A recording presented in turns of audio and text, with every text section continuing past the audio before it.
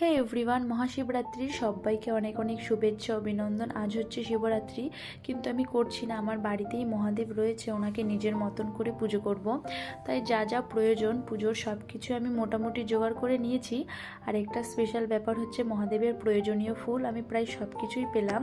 নীলকণ্ঠ, আকন্দ, ধুত্রা, লাল জবা। আর এই দেখো, এদিকে পুজো দিতে বসে হঠাৎ মনে পড়লো আমি বেলপাতা, দুব্বা এগুলোই আনিনি, যেগুলো একদম প্রয়োজনীয়। তো ওগুলো এনে এখন আমি পুজো করতে বসলাম। দুধ, দই, মধু এসব দিয়ে মহাদেবের অভিষেক করিয়ে নিচ্ছি নিজের মতন করে, নিজে যতটা জানি আর কি।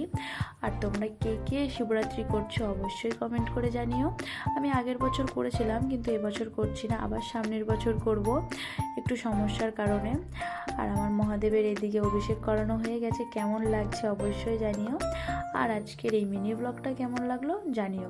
আমার পুজো এদিকে হয়ে গেল, তো চলো আজকের ভিডিওটা এই পর্যন্ত।